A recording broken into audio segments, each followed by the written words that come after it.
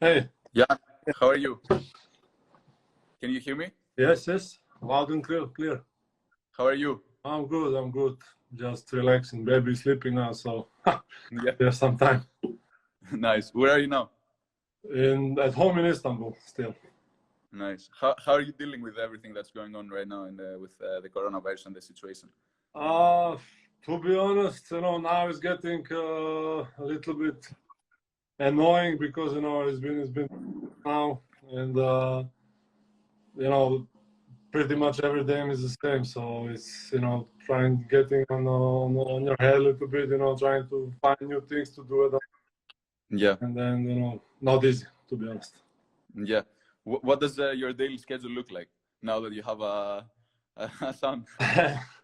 We are lucky. We have a long hallway, so we can run sprints in the hallway. Yeah, So I mean, and this is all day. He wakes up at 7. So I mean, we try to play with him. Try to entertain him some new things to do. hmm Some stuff that he can go through. Jump yeah, over, I don't know, something like that. I mean, that's pretty much it. We went from cooking all the stuff to go back to the diet and back to yeah, the diet. So I mean, now we are back on diet. Eating like trying to eat healthier stuff, and now that cooking took us at least 3 hours a day. So that's yeah, we have to yeah. find some new things. So, but workouts, and that's it. Everything that we can do at home, I'm trying to do. hmm Basketball wise, are you working out, staying in shape? I mean, basketball wise, yes. I mean, when the quarantine started, I bought a treadmill, so I'm running on a treadmill. I'm doing, I cannot say lifting, but because I don't have a gym, but I do some exercises, core stuff. I'm trying to stay in shape that to prevent, let's say, possible injuries after that. Yeah, yeah. Would you like to see EuroLeague return? What's your gut feeling on what will happen this year? I mean, I would love to play basketball, but I don't think it's possible that the health wise and Yeah. I don't know, I not even health wise, just to feel comfortable, that it's still not over in the world. hmm To keep playing, I don't know. I mean, I don't think that everybody would feel, comfortable, to be, 100% focused on job that has to be done. Everybody would have in mind, just to something is going on outside this arena, and I don't think it will be really safe. Yeah. We'll talk about the EuroLeague season and Fenerbahce obviously later on. First, I wanna take you back. I wanna take you back in time to your childhood days. Obviously, for those who don't know, you come from an athletic background. Your whole family played sports. Your dad and your sister played basketball. Your mother was a former volleyball player. When did you fall in love with the game of basketball? And talk to me about growing up and loving sports in general. Uh, I mean, I didn't have a choice to play volleyball.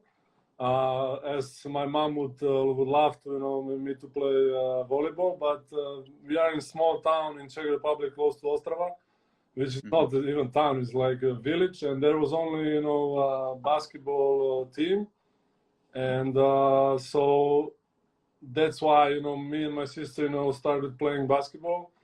And my father, after that, he went to Ostrava to coach young team, young hmm uh, and he said he was talking to the head coach, and he said like, "Yo, come if you want, you can come and try practice." I was, I think, 12 that time or 11, hmm so I was going there, to practice, and I like the sport Yeah. back then, but I never thought of it. I would be professional. Yeah. I like to be with the guys, play and have fun with it. That's was pretty much. Yeah. So at first you thought of it as a hobby only. Yes. I mean, and okay, we are from a village, and I had 7 cousins in my village, and we all lived on one land. We had 3 houses, hmm And so we had all fun, outside. We played in the forest. We played football. We played all kind of stuff outside. So I know it was another hobby that I didn't do with my cousins.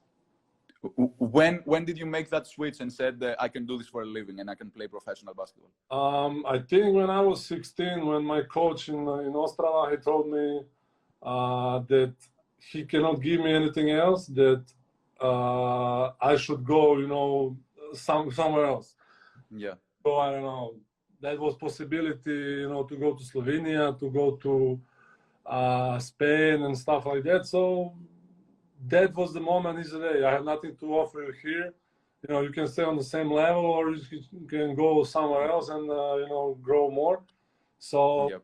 I mean, yeah, it was lucky. It was easier with my parents. That they were professional sports people. Yeah. So they understood. What does it take. To go. So the decision was easy. I went to Slovenia. When I was 16. It was pretty early. Yeah. What do you remember from that day, and what was that from that year actually, and what was that whole experience like for you? Leaving your country for the first time and going to another country to pursue your basketball dream. To be honest, it was not easy at all because my parents had jobs, and they had my sister. She was 10 years old, at the moment. So I went there alone. Speaking no English, speaking no Slovenian. Wow. So I had to, talk with the teammates and with the coach by, let's say, hands and legs, how we say it in our country. And so it was not easy, but they were very, supportive, and they really accepted me, as I was one of them. I'm not foreigner. And stuff like that. So that was very helpful. And actually first year when I was there, I couldn't play because of FIBA regulations. That I was 16, I was not 18 yet, and it was not easy to go. Yeah. And I was the first one actually to go from Czech Republic outside of Czech Republic for practice. So there was rules that I couldn't play. So 1 year I was actually sitting, I was just practicing and playing for school. And, and I was just seeing the games of the junior team and just seeing them. And before the game I was practicing and then watch the game and stuff like that. So next year I was playing. So basically I was there 1 year and a half, almost 2 years. But all the experience, was great. I learned a little bit of English. I learned Slovenian. Yeah. That I could, speak a little bit and understand. So it was great. I mean, I had a coach there, Miro Alilovic. That I'm still in touch with him. We are very close friends right now, and that was very helpful. This time. Yeah, and basketball-wise, you also improved, and then you got your shot at Partizan. You signed a multi-year deal. During those years, you won pretty much everything in Serbia. You won the ABA League, you won the Serbian League, the Serbian Cup. In 2010, you also made it to the Final Four, EuroLeague's Final Four. Overall, how was that experience playing in Partizan, and what are some of your fondest moments from your time there? I mean, I came there when I was 18 until I was 21. So that was, the best years of my career, and that was, all the experience, not only the basketball, but also life in Serbia in general. People really accepted me, as like I said before in Slovenia, as their own. They didn't look at the foreigner. And I mean, I remember first day I came to locker room, and Pera Božić, captain of Partizan, he asked me. I started to talk to him in English. He said, "No, you speak English here. You have to speak Serbian." And I spoke a little bit of Slovenian. So first 2 months they were joking. They was making fun of me that I speak in Slovenian. Yeah. But the transition, from Slovenian to Serbian language for me was, was easy. So, it took me, I don't know, 3-4 months, to speak a little, Serbian, and then I understood everything. Then now I speak fluent because also my wife is Serbian, so the time was there, great. Like you said, the trophies, the winning and stuff like that was great. I have a lot of friends in Serbia. In my summertime, I live between Czech Republic and Serbia, so yeah. I love coming back. And like I said, those 3 years there was amazing to be.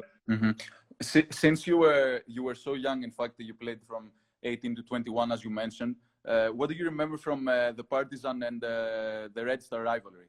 How did you approach these games when you played against them? I mean, I loved those games, to be honest. I mean, okay, my first derby, it was not. I was, surprised. I was like, "What is happening? Why they hate each other so much?" Yeah. But that's that part, grew with me, and I loved playing these games.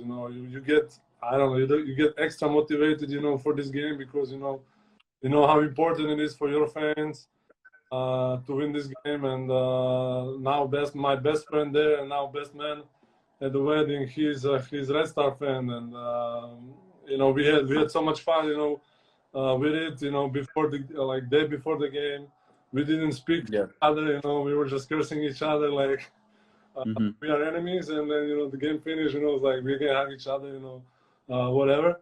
Yeah. And so it's great, it's fun.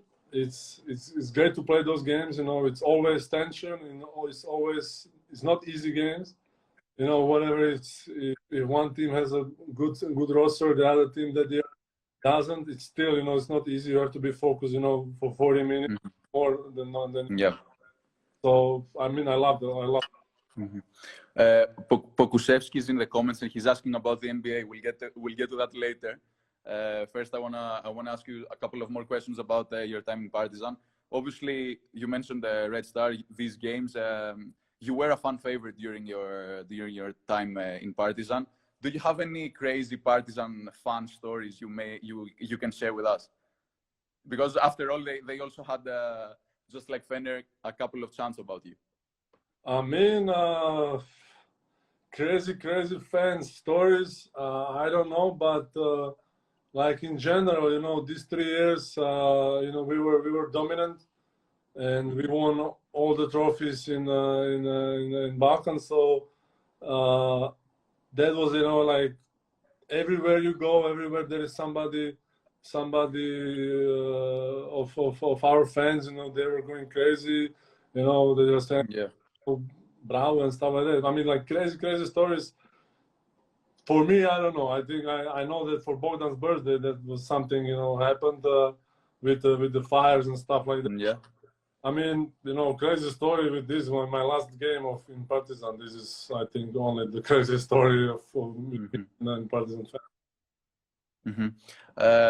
I mentioned the fact that when you were in your second year, I think you qualified to EuroLeague's Final Four.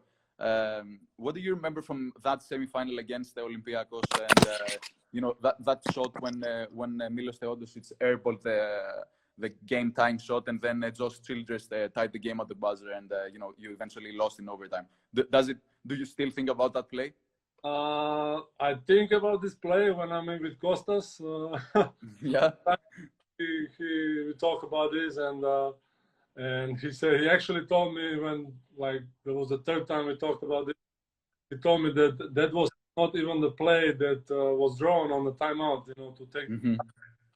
So I mean, I still see it. I was under the basket, boxing out, and I see this. Like if the ball touched the rim a little bit, we would get the rebound and we would won. But it was Josh Childress, scored a line.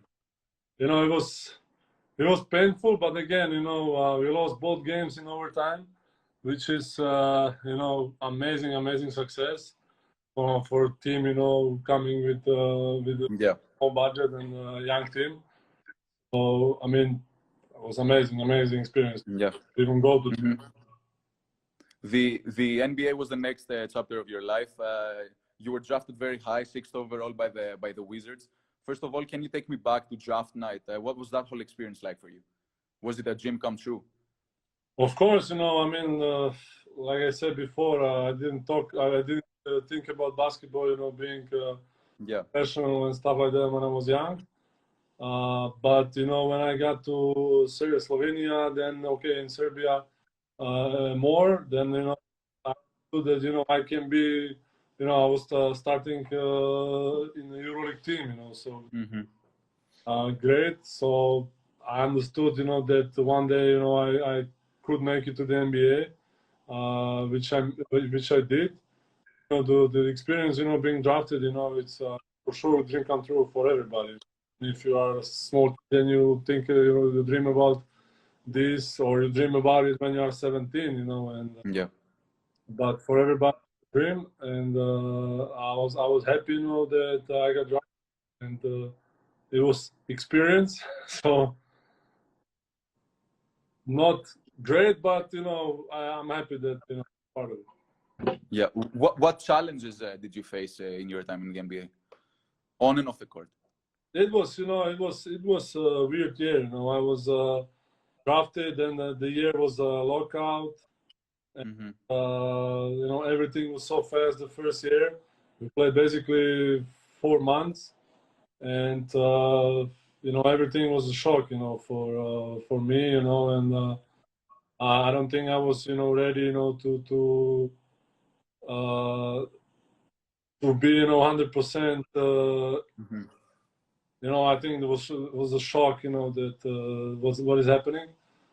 But you know, also the team was, you know, rebuilding, and the situations in the team was, you know, not good.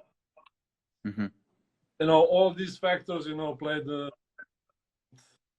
know, I don't know what else to say about it.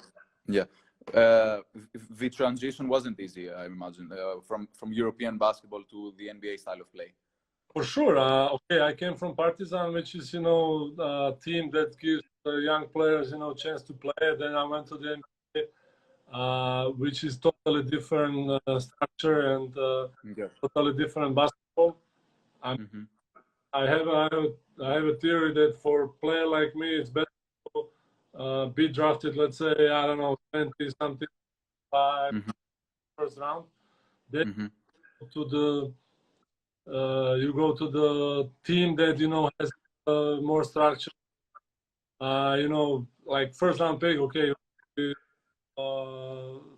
LeBron James, skilled and stuff like that. I wasn't skilled that, you know, I can, you know, of something. I need my teammates to play. And I think, you know, for me it was, you know, it was great, you know, that I was sick, but I think for a player like me, would you consider an NBA return in the future? Is it something that's on your bucket list still, or no? I mean, I never closed the door on it. I would love to, you know, go back to the NBA. The thing is, you know, if the possibility is right, the situation is right. Like I said, you know, I need teammates. I need somebody, you know, to play with. I mean, when the opportunity is right, I would, you know, but I'm happy right now. Then we'll see what happens, you know, in next years, months. In 2014, you signed your first contract with Fenerbahce. First of all, how did Fener come in that mix that summer? And did you consider any other EuroLeague offers or NBA offers you had at the time? To be honest, after my second year in the NBA, there was a summer league in Vegas, and Veiko was 1 year on 1 year holiday from and he was coming to Fenerbahce, and I remember him. He was with Nemanja Bjelica on the phone when I met the lobby for hotel, and you know we had a coffee. We stayed with him a little bit, and he was like, hey, coming to Europe anytime soon. I was like, I mean, I have a 1 year contract. but I mean, whenever I would like to, come play for you. So basically, I mean, we didn't, but talked about it the summer before with Jaco, and you know that's also one of the reasons, how what kind of relationship we have. Yeah. Trust each other, and so that's pretty much it. I mean, I didn't consider any offers. Okay, I had some offers or talks that I would sign 1-year deal in, which I wasn't comfortable with. So I was for years. Yeah. So obviously this is your 6th year in Istanbul. First of all, when you signed that first contract, did you actually thought of staying for so many years in Turkey? No, my idea of staying in Fenerbahce was okay, 1-2 years, 2 years max. Yeah. I will stay here. I will again develop my game a little bit, and get confidence back, and go back to the NBA. But that was in the past, and now I'm already on my 6th year, and I don't know what happened, but I'm loving it here. So for now, it's okay. So knowing that every summer you received NBA offers, I'd like to ask you first of all why you turned them down, and then what motivated you to stay with Fenerbahce? What motivated me here? Okay, first extension was to motivate me to stay and win EuroLeague. That was one of the main reasons. They turned down offer. There was never offer that we were in talks of negotiating so much about contract and situation. So there was no like I had the 2 offers on the table and I turned them down. It was never like this. There was like talks, but nothing never. So I mean, I decided to resign here and stay here. Since you won so many individual accolades and team titles with Fenerbahce, what are some of your favorite moments from your time in Istanbul? Okay, well, the best moment in Istanbul is to win in EuroLeague in Istanbul. That was unbelievable success. For not only for us as players, but it was for the team, for the country. That was amazing. And amazing was also the atmosphere in the arena. The atmosphere after that. Everywhere you go, are going crazy. That we won the EuroLeague. So that was number one moment. A lot of moments. But yeah, these 2 years from 2015 to 2017, you played next to Ekpe Yudo. You were arguably the best front court duo in Europe. How did you manage to have such a great chemistry with him on the court and off the court? And what can you say about him? To be honest, we had we are similar players. Nobody of us had a 3-point range, and so we had to find understanding on the court about how we're gonna play together, because want to play 30 minutes a game, and there's 40-minute game, so we find this. So we adapted our game, we passing to each other. I was going behind his back, low post, or when I roll, he was there somewhere, so we knew that he was like one of us was on the right spot. He liked to share the ball, like throwing alley-oops, ball on the weak side and stuff. So that was great understanding. So I think we found understanding, in how we want to play to win the games, with being one of us, 3-point shooter. So I mean, it worked pretty well. It was great. off the court, he's a funny guy. Yeah. Sometimes he was moody, but that's everybody's moody, Yeah. So I mean, we didn't hang out off the court so much. We had dinners a couple times or but I mean, like if you understand each other on the court, come as a professional. I know I'm saying all the time that the friendship court helps you, be on the court, but in some situations I don't. And in that situation, we found a balance and working very well. Yeah. The next question, I saw it in the comments as well, and I had written it down also. So obviously in the 2016 EuroLeague final, you shot 1 of 10 from the free throw line. You guys lost obviously to CSKA Moscow that year. How did that affect you mentally, and how did it motivate you to work on your free throws and get better from the charity line? Because obviously since then you've had a tremendous improvement. To be honest, I didn't feel well, after that, and I was very disappointed, and I was very sad. And I remember, Željko was telling me in one before practice or something like that, he to me said, like, if you shoot 20-0, I would still, trust you. Do a lot of different things that helps the team, which, again, gave me confidence and gave me understanding that he trusts me in this, what I do. So my only thing that I can go, to the gym and, work in the summer and try to focus on the one thing that, let's say, it's hurt the most. And, I did that, and now I feel, comfortable stepping on the line and that help us. That's helping us a lot. What did working on your free throws include? Did you change anything in particular, or was it the same ritual you did every time? To be honest, this process started, when I to Fenerbahce, and I was working, with Bata Zimunic, our strength coach, and he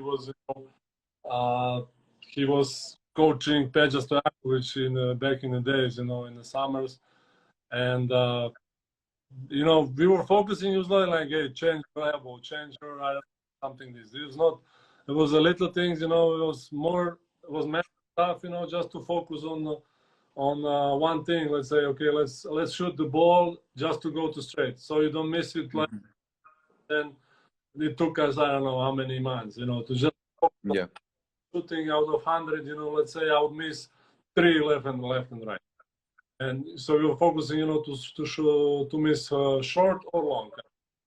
That was this, but the most thing, it was mental thing, just one thing, what I'm supposed to do, and do it, and still I'm still there like, if I go, remember, okay, I want to go straight. So it's not about, your elbow is, I don't that. There was just, the mental time focusing on the particular stuff, and that worked for me. Let's talk a little bit about this year, because obviously you guys as a team had your ups and downs this season. What challenges did the team face, in your opinion, and what do you think went wrong? I don't know. We were great team many years, so I think someday the bump has to come. So I guess it's a bump on the road, but that we didn't play. Okay, we played some more minutes in the game. We played better, but again, it was not disaster. And I think also that I wasn't all summer. I was trying to recover, and in the summer ready for to be 120% to go like I was, let's say, last year. And that also, I think maybe try to do thing. I'll be 100%, and I still some discomfort. So that may be playing a role because you're making a roster of 12 players, not counting on everybody. And wasn't 100% healthy. Yeah. When I'm healthy, when my legs are fine, the rest of it will come. When your legs doesn't, it's dead. So, but we were pretty well good. Yeah. And no, this situation stopped us. But who knows what will happen? Yeah, I want to talk a little bit about your recovery process, your recovery process from your knee injury. And if I'm not mistaken, 2 or 3 months before you suffered your knee injury, your son Liam was born. How did becoming a father help you with the process of rehabbing from your injury? To be honest, I think this is we talk about it with my wife all the time that this is the best thing that could happen. Yeah. Because I don't know. I mean, I think I would go crazy, to do the rehab and home, and you don't know what to do. Like this, you come, and you don't need to talk about rehab or home and you're playing with him, or even if he's just bang, just stare at him, how he's doing nothing. Yeah. But it helped me a lot. Because we made schedule to sleep, and I was sleeping with him at night. I just wake her up to breastfeed him, and it was I felt like I'm really doing something with the baby, because most of the time when when it's going, you not keep your schedule. The schedule is yours, and then you adapt to your schedule. So you have to sleep at night, wake up before the games, or 2 days before the game. You have to be rested for that. So I mean, it helped me to just take my mind off what is going on, and it was great. Yeah, he already is a fan favorite in Fenerbahce and the fans. The fans are already Our favorite too. Sorry, I didn't hear you. Our favorite too, man. This is. Yeah, the fans are already making plans about him playing in Fenerbahce in 2040. Would you like to see him grow up and carry on the family tradition of becoming a basketball player? To be honest, I don't. That I will be pushing him. Yeah. To just decide whatever he wants to do in his life. Of course, because he's around basketball, he'll be around basketball that he'll understand. But just whatever he wants. I mean, I would him. I mean, sport is not easy, to be honest. Like, you cannot say tomorrow I'm going for a 2-day vacation. It's. I watched, The Last Dance and Dennis Rodman disappearing. Yeah, I saw that yesterday. Yeah. Wrestling, you cannot do that. Okay, one player out of a million can do it, obviously. Yeah. And so you don't have, that you have 1 month in the summer, and then again you have to be, thinking about, how you're gonna play next year. You cannot go away. I want to go to see my family in the middle. So it's not easy, this, but I mean, I would like to play basketball or whatever sport, but it's his decision. I'll be not forcing him. I will not be one of the crazy people. You have to play basketball 5 years old. Yeah. Doing practices 10 hours a day and stuff like that. So, I mean, I hope I'll not be like this. Yeah, if it happens, it happens. Yeah, of course. Yeah. You yourself are also a fan favorite in Fenerbahce's fan base. How would you describe your relationship with the fans? I mean, the fans are crazy, amazing, making crazy atmosphere. I am crazy on the court. When I stepped on the court, I mean, I go crazy, really. I love it. And I think if I didn't play in Partizan, I understand that, that I think I picked it up in Serbia, and then I just did this as part of my mentality. So, you know, when I stepped on the court, you know, I'm sometimes, you know, I'm even fighting with the fans, you know, like, why are you not screaming louder? Or like sometimes, you know, it's fourth quarter and they start singing my name and it's still, you know, 4 minutes to go. And I just want to, hey, calm down, calm down. Yeah. Let's sing after everybody and let's cheer for the team, you know, let's keep us pushing. So I mean, I'm enjoying, you know, these games, and atmosphere here in this arena is, you know, amazing. So. Last year you signed a contract extension with Fener. What are your future plans? Would you see yourself staying in Istanbul for many years and possibly retiring there?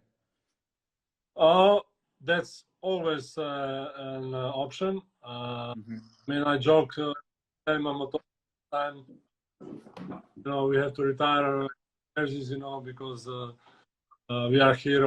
He's 7th year, so I mean, of course, if there is a possibility, you know, to stay here and retire, why not? But like we talked before, if there's opportunity to go to the, why not? Yeah. Kostas Loukas, your teammate, recently said that he will stay at Fenerbahce for as long as Coach Obradovic is there. If Coach Obradovic in fact leaves, would you see yourself exploring other options and possibly leaving the team as well? To be honest, I never thought of it like Costa did. I mean, I came here because of Željko, and I would like to, you know, continue to play for him if possible. But, you know, if I will not go, okay, because of him, I will go and explore other options. I don't think so. I mean, I would love, you know, if you would stay here, but, you know, that's his decision, and we will see. And I mean, if I explore the options, I will explore it because of me, and to see, you know, what can I in my career, in the next step of my career. But now I'm here, and we'll see, you know, what's going to happen this week with Euroleague. And yeah. What role has Coach Obradovic played in your career, and what's your relationship with him like? Amazing role, you know. After the 3 years in NBA, he chance, you know, to play again and to love basketball again, and he gave me confidence back. You know. That's I'm very grateful to him for that. And our relationship, you know, we have, you know, we can talk to each other, you know, openly, even, you know, if there is a not good idea to talking about anything. So I mean, I don't have a problem to get in a fight, let's say, for something. You know, many times happened on the court that he's cursing back, which is not good. But you know, the atmosphere, you know, takes you on this path. So things happen during the game, and after the game, you know, we are aware of all of that would happen. You know. Yeah. I do this, you know, I immediately come even before we come to the locker room, I know, I say, hey, coach, sorry for that. He's like, no, like, I totally understand and stuff. So it's very, you know, open, let's say, relationship. We trust each other, you know, on the court. You obviously have played for great coaches over the years, and you've had some great teammates. Can you give me your best 5 teammates you've ever had in Fener? Best 5. Okay, I have to say Bogdanovic. Yeah. Okay, we were in Partizan together. We were here 3 years, and the relationship we had, you know, it was great, you know. So him, Kostas, my Greek brother. Yeah. So with him also I have, you know, great relationship off and on the court. I would have to say, you know, Marko Guduric. He was very short period of time here, but you know, again, must be that he's Serbian, you know, and let's say I'm half Serbian about this. Yeah. Connected, you know. So him, okay, with Nelly Mamotoglu, I'm here forever. It's also, with him. And the fifth, I would say, Ahmed, the Eurohoops. Him, it was, I mean, if you play same position, but, he loves to, learn, he likes to listen out the court, he'll help you out with anything, you need. So, I mean, yeah. If you could bring back one former teammate to Fenerbahce's current roster, who would it be? I would bring Bogdan for sure. Then a final question about EuroLeague, and then we'll get to the Czech national team and some rapid fire questions. EuroLeague obviously recently named the All-Decade team. Did it bother you that you weren't selected? To be honest, not at all, because I think that there are many players that could be selected. So even so, I don't think. I mean, it's an honor to be selected as a nominee. For things I have done, in EuroLeague and so many years. So I'm happy, to be in conversation, about. Yeah. But it doesn't bother me because I don't believe that I deserve to be in the top 10. Let's talk a little bit finally about the Czech national team. Obviously, last year you couldn't help the team due to your injury. But what did you make of their run in the FIBA World Cup in China? To be honest, this is the first time I was watching basketball in the summer. I never watch anything in the summer. Yeah. I don't watch anything in general. I don't watch basketball in general. So, I mean, I was watching really game, and I really enjoyed how they played and how they really surprised everybody, because I don't think nobody expected it from them, to go this far. But I know the atmosphere in the team and the relationship with the players. And they just like to be around themselves, just to hang out together, off the court, and then for easy, if 12 players go and sit, and drink one beer, and then they go home, they go back to hotel.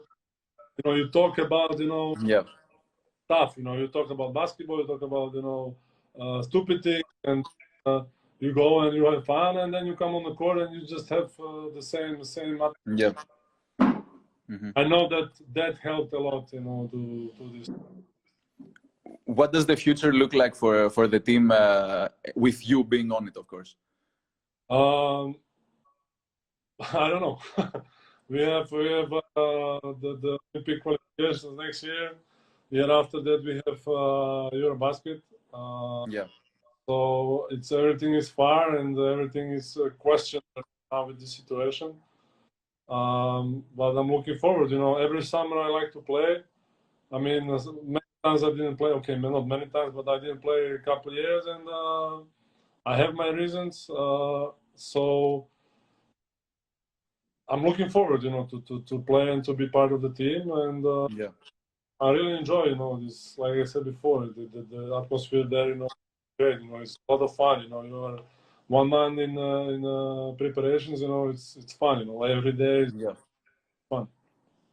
And then finally, because we have 10 minutes left, because then Instagram has a policy of a 1 hour Instagram live, so we have 10 minutes left. Let's go quickly through some rapid fire questions. I asked you about your best 5 teammates, the 5 toughest opponents you've ever faced in the EuroLeague. You mean teams or players? Players. Okay, I have to put Brian Dunstan number 1. He's strong, big, and very agile and quick. I would say Eddie Tavares, for his size, how he moves well. I played with the top player, and they didn't move this well. I would say Gustavo Ayon. That's 3. I would have to say also Chris Singleton. You know, he's not. He wants to, fight. You know, he wants to play physical. Mm-hmm. It's not easy to play against him also. And for me also, I would say Gudaitis and Tarczewski from Milan. Mm-hmm. Strong guys and physical. Who was your funniest teammate? Funniest teammate, Bobby Dixon. There is Bobby Dixon and there is everybody else. Really? Down, you know. I mean, me and him also, we have a relationship, you know, we all trash talk each other on the court, you know, just Yeah. to have the rhythm going, you know, so everybody, you know, feels different, you know, than, you know, just to be like this focused. So we, you know, so it's so much fun, you know, with him, you know, it's, I really believe he's like a basketball Kevin Hart. Do you have any stories with him from like practices or off the court? Yeah. Funny stories. Recent one I have when I got back from my injury. I think my second practice, you know, and I switched to pick and roll and I switched on him, and I really go very low in my stance, you know, and he's trying to do every time I switch on him, he's trying to do this the crossovers that doesn't work. Yeah. I'm very long, and he's trying to do crossover spin and stuff. And he's still in the same spot. And he turned the ball again. He was on the sideline, so he turned off the ball, and you know, because he was laughing, what I was talking to him already during I was playing the defense. Oh, come on, yeah, come on, I will get you. So he turned on the ball, and he's lost the balance. I pushed him off the bounce and ran to the offense, and he's laying down in out of bounds, and he's laughing. Željko is laughing, you know, which not many times, you know. Practices that you know, but you know, it was, you know, those kind of things, you know, it's funny, you know, just to, you know, talk and stuff like that. Yeah. Mm-hmm. Who is the toughest defender in the EuroLeague? I would say Dunstan. Your favorite EuroLeague player to guard? Favorite EuroLeague player to guard? Huh. That's a lot. I mean, a lot. You know, all the guards. I like to guard. You know, the guards because you know it's fun because you know they are very talented and very skilled. So you don't know. You know what's gonna come. You think that you know, but it can come something else. You know, Shred, Chato, and okay, Mike James. All those guys, you know, they're very, very skilled, and so it's not easy, but you know, it's fun. It's fun to guard them. Which players would you pick for EuroLeague's current best EuroLeague starting five? This year, I would say, okay, Shane Larkin this year, he had an amazing season. Even if he plays for FS, you know, we're talking. Yeah. So Shane Larkin, I like Kelata's game, so Mike James is having a great season. Also, at, you know, many seasons before. Three more. Two more. What did I say? You said Mike James, Shane Larkin, and Nick. I have to say, okay, Mirotic and Milutinov. Who, in your opinion, is the most clutch EuroLeague player right now?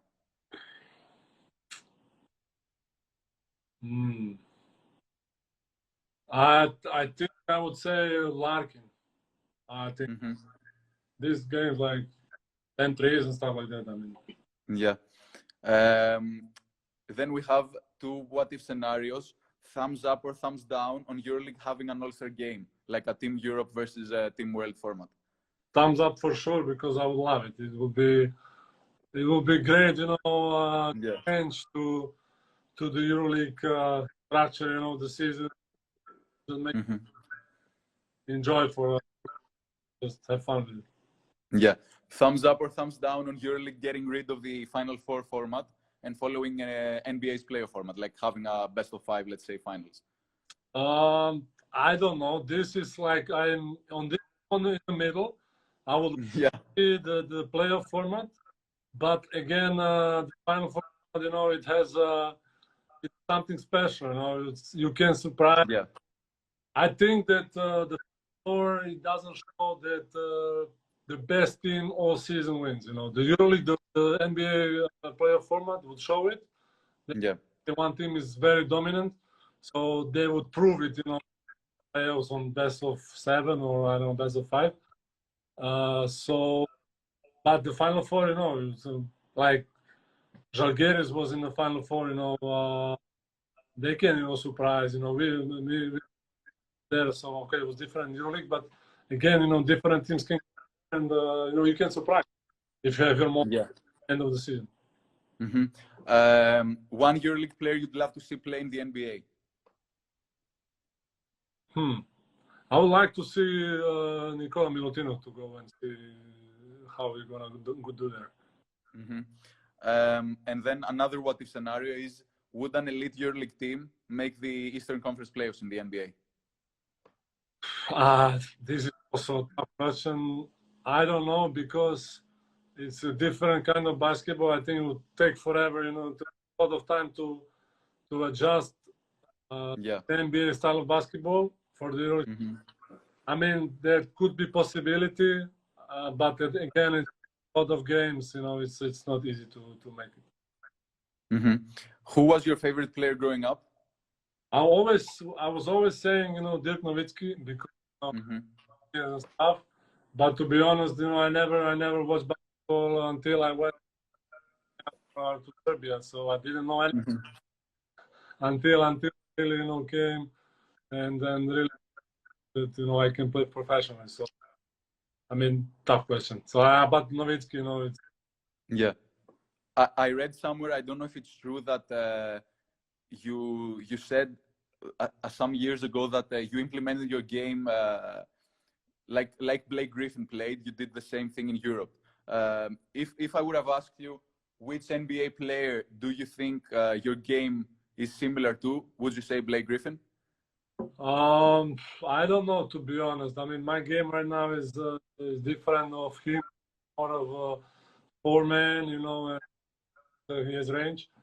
So no, but you know, I know why you're saying this, because of the interview on the draft.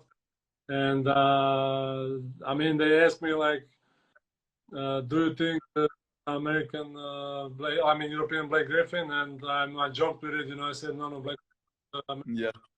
So I was just, you know, just throwing some fun with jokes. I mean, I was never, you know, trying to attack somebody or just to talk trash. I don't know. And then my final question is, why did you choose number 24?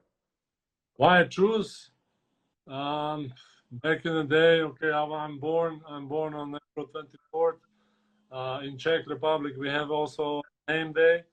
So I am 24th of June. So this is also 22, 24th. My sister, little sister, is born on 24th of May. So I mean, because a lot of 24th, so I decided I stayed with it. Our editor-in-chief, Nikos Varlas, just commented, if you realize that your voice sounds very similar to Zeljko Obradovic's. My voice? Yeah. I don't know, like maybe, I don't know. Yeah. I don't know why. Well, yeah. Well, anyway, thank you. That was it. Thank you so much for joining us. I really appreciate it. Thank you. It was fun. Yeah. Sorry, I didn't hear you. Nikos Varlas was saying that I would have fun, and I didn't believe him. Now I believe. Yeah. Thank you so much. It means a lot that you were here, and we'll talk soon. Stay safe. Yeah. Bye-bye. Bye-bye.